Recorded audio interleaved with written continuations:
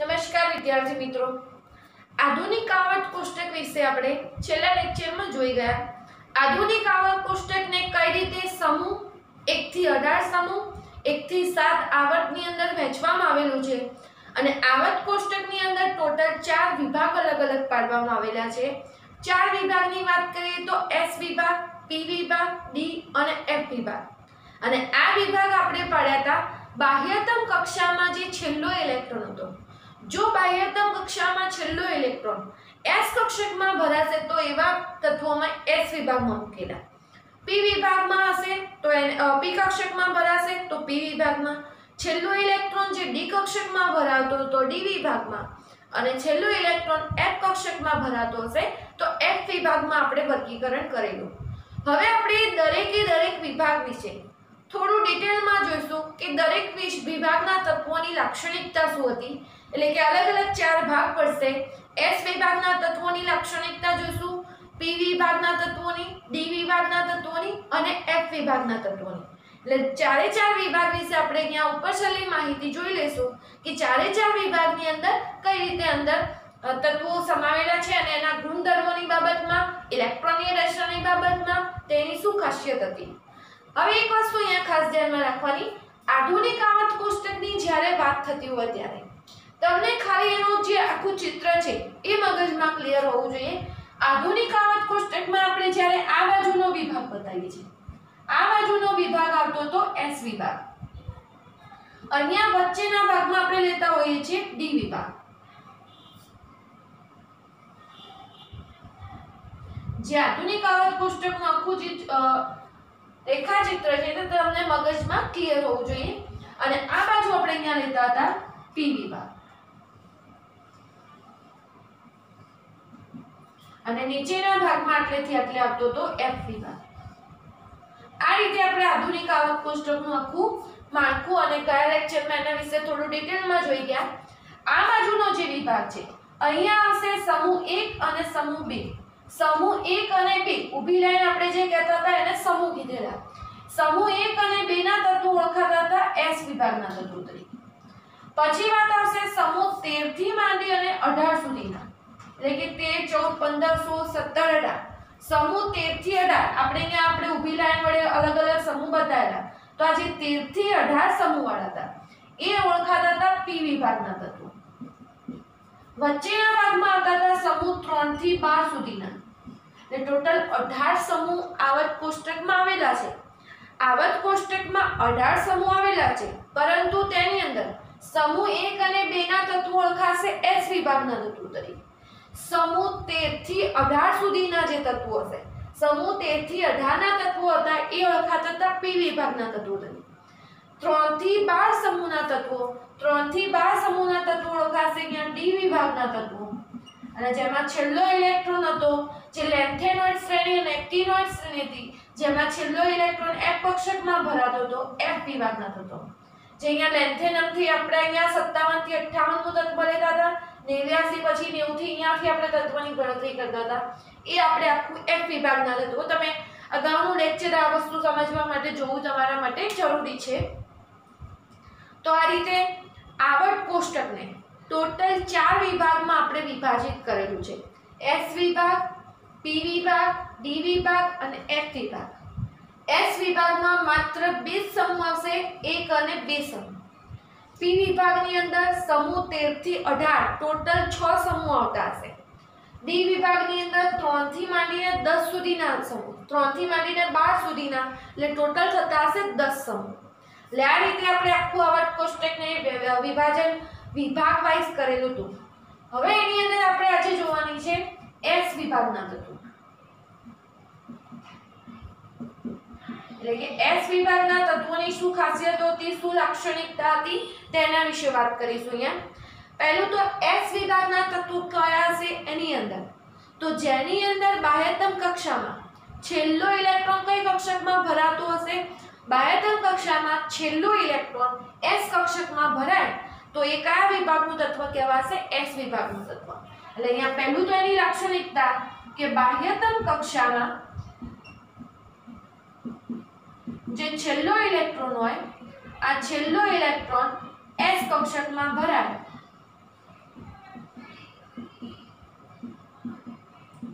તો એવા તત્વોને શું કહેવામાં આવતું હતું? એસ વિભાગના તત્વો. એસ વિભાગના તત્વોમાં સમૂહ 1 આવશે અને બીજું આવતું હતું સમૂહ 2. સમૂહ 1 ના તત્વો હતા. સમૂહ 1 ના તત્વોને બીજું નામ એને આલ્કલી ધાતુઓ તરીકે ઓળખવામાં આવે છે. એટલે સમૂહ 1 કહીએ કે આલ્કલી ધાતુઓ કહીએ તો એની અંદર સમાવેશ થતો હતો. અને સમૂહ 2 ના તત્વો હતા. સમૂહ 2 ના તત્વો જે કહીએ એની અંદર એને ઓળખવામાં આવતા હતા આલ્કલાઇન અર્ધધાતુ તરીકે.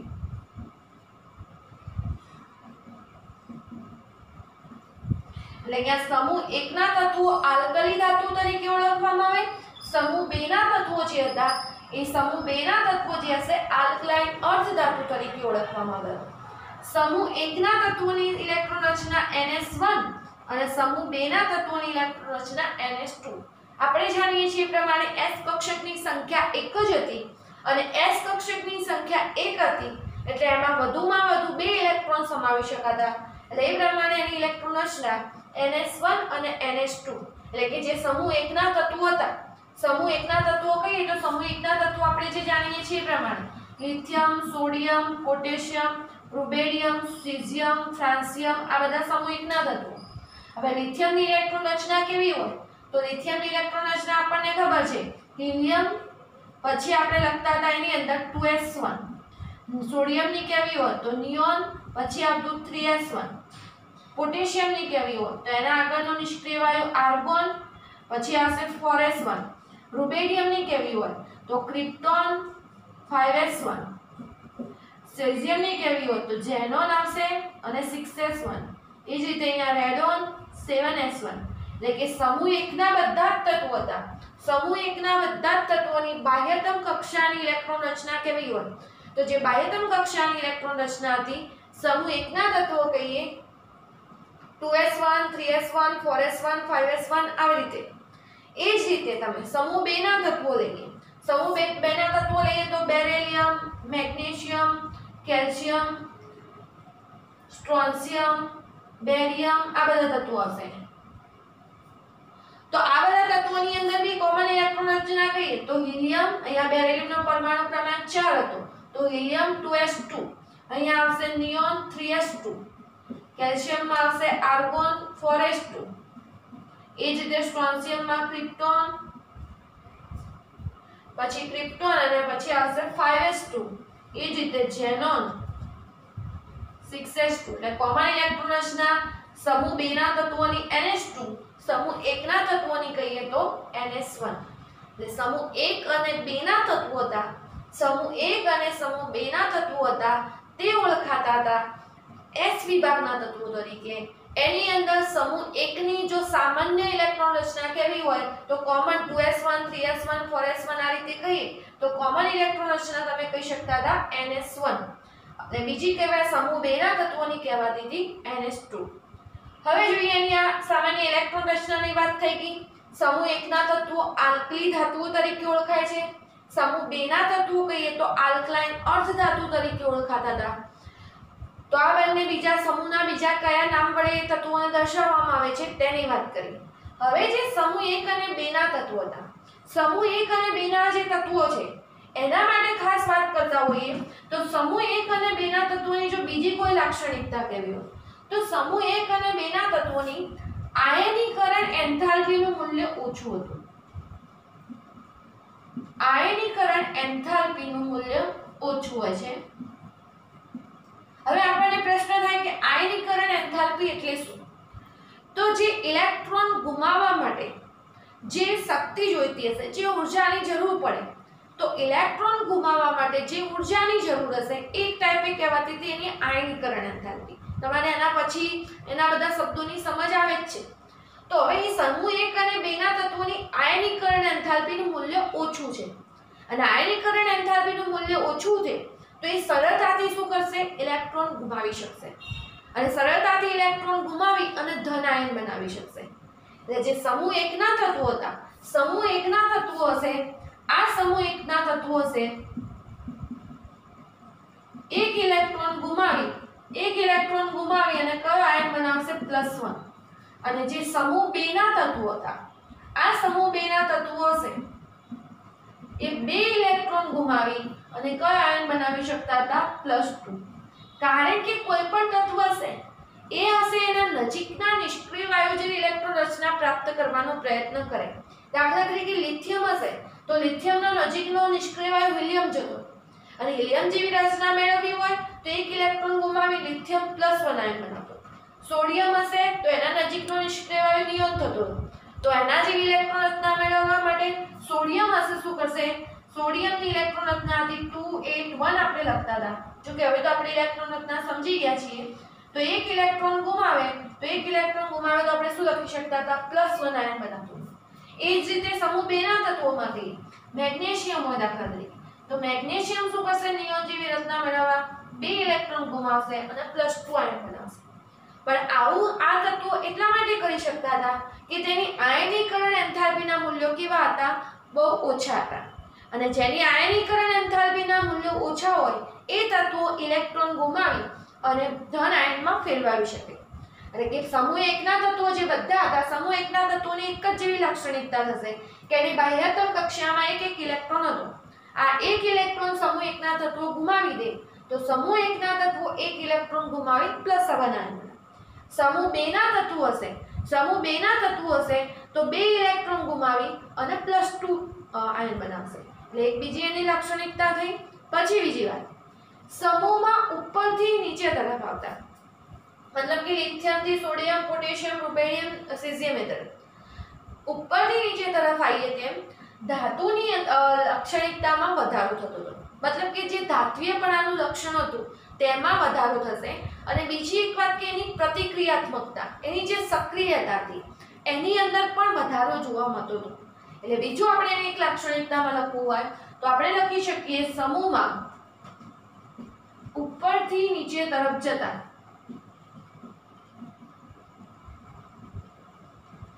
ધાત્વીય લક્ષણ અને પ્રતિક્રિયાત્મકતામાં વધારો થાય પ્રતિક્રિયાત્મકતા એટલે એની જે ક્રિયાશીલતા એ વધશે એટલે સમૂહમાં ઉપરથી નીચે તરફ જેમ આવીએ એમ લિથિયમ કરતા સોડિયમમાં ધાત્વીય લક્ષણ વધારે એના કરતા પોટેશિયમ વધારે અને કેની કે ધાત્વીય લક્ષણ વધશે પ્રતિક્રિયાત્મકતા વધે બીજું કે એની પ્રતિક્રિયાત્મકતા ક્રિયાશીલતા વધુ હોવાના કારણે કુદરતમાં આ તત્વો હતા મુક્ત સ્વરૂપે નતા મળતા કારણ કે જો મુક્ત સ્વરૂપે મળે તો તરત જ કોઈના જોડે પ્રક્રિયા કરી દે એટલી એની સક્રિયતા વધારે હતી દાખલા તરીકે સોડિયમની જ વાત કરીએ સોડિયમ હવામાં પણ પ્રક્રિયા કરી શકે પાણીમાંના બેઝ સાથે પણ પ્રક્રિયા કરી શકે એટલી એની પ્રતિક્રિયાત્મકતા હતી તો આવી જે સોડિયમ જેવી ધાતુ હશે તો એને કેરોસીનમાં આપણે રાખવી પડે તો પ્રતિક્રિયાત્મકતાની દૃષ્ટિએ કહીએ તો સમૂહ 1 અને 2 ના તત્વો જે હતા એની જે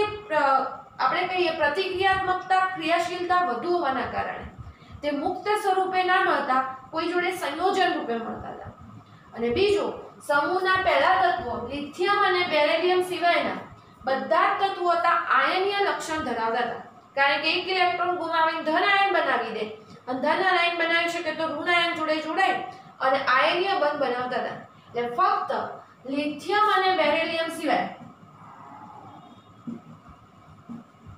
સિવાયના બધા જ તત્વો સમૂહ 1 અને 2 ના હતા એ કયું લક્ષણ ધરાવશે આયનીય લક્ષણ ધરાવે તો આ થયા S વિભાગના તત્વો હતા S વિભાગના તત્વોની ખાસિયતો જોઈ બાહ્યતમ કક્ષામાં છેલ્લો ઇલેક્ટ્રોન S કક્ષકમાં ભરાય તો S વિભાગનો તત્વ સમૂહ 1 અને સમૂહ 2 સમૂહ 1 એટલે આલ્કલી ધાતુઓ સમૂહ 2 એટલે આલ્કલાઇન અર્ધધાતુઓ જે S વિભાગમાં આવશે સમૂહ 1 ના તત્વોની બાહ્યતમ કક્ષાની જે સામાન્ય ઇલેક્ટ્રોન રચનાથી NS1 સમૂહ 2 માટે NS2 આયનીકરણ એન્થાલ્પીના મૂલ્યો ઓછા હતા એટલે સમૂહ 1 ના તત્વો હતા 1 ઇલેક્ટ્રોન ગુમાવી +1 આયન બનાવતા સમૂહ 2 ના તત્વો હતા 2 ઇલેક્ટ્રોન ગુમાવી અને +2 આયન બનાવતા સમૂહમાં ઉપરથી નીચે તરફ જઈએ એમ ધાત્વીય લાક્ષણિકતા પ્રતિક્રિયાત્મકતા વધતી હતી પ્રતિક્રિયાત્મકતા વધુ હતી એટલે મુક્ત સ્વરૂપે નથી મળી આવતા સંયોજન સ્વરૂપે મળે અને આની અંદર લિથિયમ અને બેરિલિયમ જે તત્વો હતા એના સિવાયના દરેક તત્વોની અંદર આયનીય લક્ષણ ધરાવતા હતા કારણ કે આ બધા હશે આયનીય બંધ બનાવશે તો આ માહિતી જોઈએ આપણે S વિભાગના તત્વોની એના જે આપણે શોર્ટમાં જે મુદ્દા લખ્યા છે આ તત્વોના નામ તો આપણે આવર્ત કોષ્ટકમાં આવી જાય છે, તે લખવાની જરૂર નથી, પણ જે મેઇન એના ખાસ મુદ્દા આપણે અહીંયા પાડીને લખ્યા છે પોઈન્ટ વાઇઝ, એ ખાસ લખી દેવા, જેથી તમારે એસ વિભાગના તત્વોની ટૂંક નોંધ કમ્પ્લીટ તૈયાર થઈ જાય. હવે વાત કરીએ આપણે પી વિભાગના તત્વો.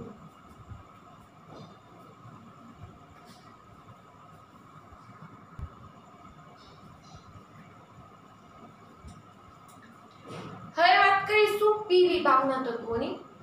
આવર્ત કોષ્ટકની અંદર સમૂહ 13 થી 18 સુધીના જે તત્વો હતા, મતલબ કે સમૂહ 13, 14, 15, 16, 17 અને 18, એટલે ટોટલ આવા થશે ટોટલ 6 સમૂહ. તો સમૂહ 13 થી 18 સુધીના જે તત્વો હતા, સમૂહ 13 થી 18 સુધીના તત્વોને પી વિભાગના તત્વો કહેવાય છે. અને એની અંદર કેવું તો જેની અંદર બાહ્યતમ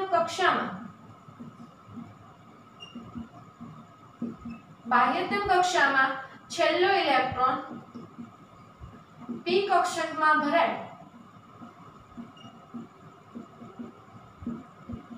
તો એને આપણે કયા કહેતા હતા? પી વિભાગના તત્વો.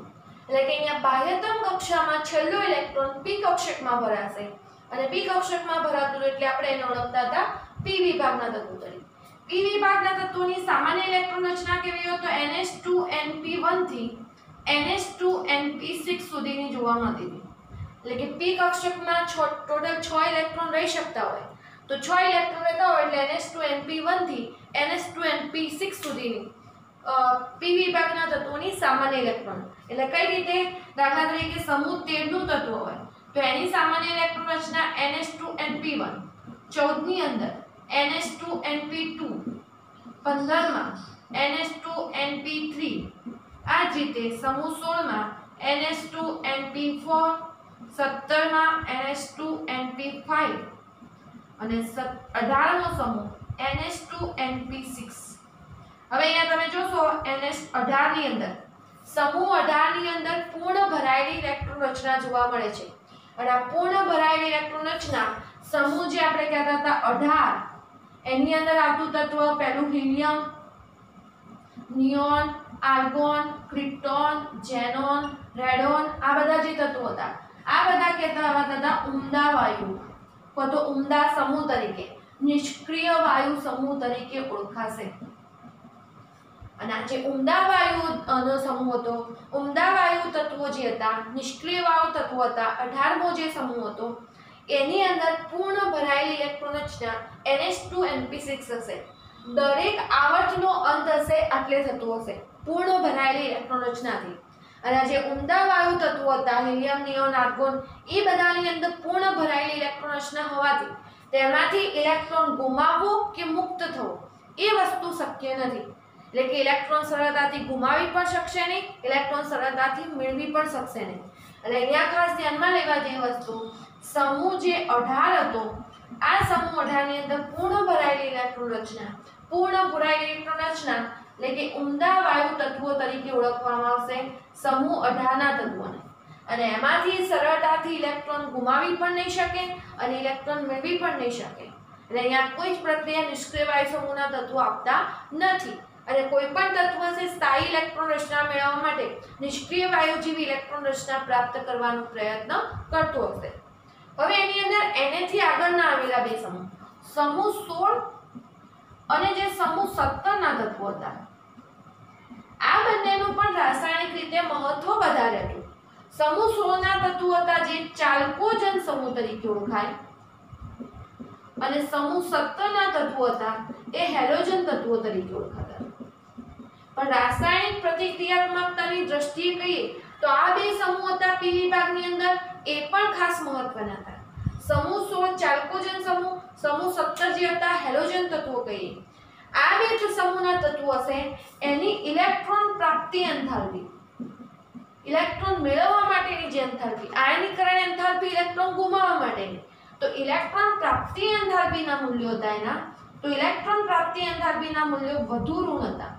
અને આવા તત્વો હશે સમૂહ 17 ના તત્વો હોય તો એક ઇલેક્ટ્રોન મેળવી અને સમૂહ 18 જેવી ઇલેક્ટ્રોન રચના પ્રાપ્ત કરશે અને ઋણ આયન બનાવશે. સમૂહ 16 ના તત્વો હશે તો બે ઇલેક્ટ્રોન હશે, સરળતાથી મેળવી શકશે. એટલે સમૂહ 16 અને સમૂહ 17 ના તત્વો જે હશે એની ઇલેક્ટ્રોન પ્રાપ્તિ એન્થાલ્પીના મૂલ્યો વધુ ઋણ હતા આવા તત્વો હશે ઇલેક્ટ્રોન મેળવી અને ઋણાયન બનાવી શકશે અને ઋણાયન બનાવી અને સમૂહ 18 ના તત્વો જેવી જે સ્થાયી ઇલેક્ટ્રોન રચના હતી આ સ્થાયી ઇલેક્ટ્રોન રચના પ્રાપ્ત કરી શકતા હતા।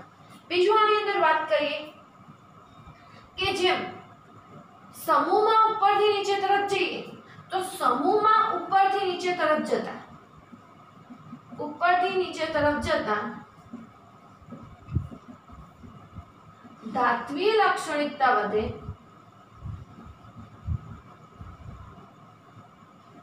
એટલે કે ધાતુપણાનું મહત્વ વધે અને જેમ બાજુ કરી આવર્તમાં વાત કરીએ આડી લાઈનમાં વાત કરશો તો ડાબી બાજુથી જમણી બાજુ તરફ જતા હતા ડાબી બાજુથી જમણી બાજુ જેમ જઈશું તેમ અધાત્વીય લક્ષણ વધતું હતું એટલે કે અધાત્વીયમાં લક્ષણમાં વધારો થતો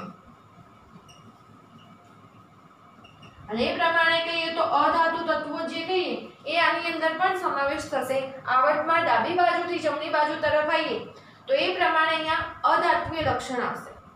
તો આજે આપણે વાત કરી આટલી જ મેઇન મુદ્દા એસ વિભાગના અને પી વિભાગના તત્વો। હવે અહીંયા બીજું ખાસ ધ્યાનમાં રાખવાનું એસ વિભાગ અને પી વિભાગના જે તત્વો હતા એને ઓળખવામાં આવતા હતા પ્રતિનિધિ તત્વો તરીકે મુખ્ય સમૂહ તત્વો તરીકે।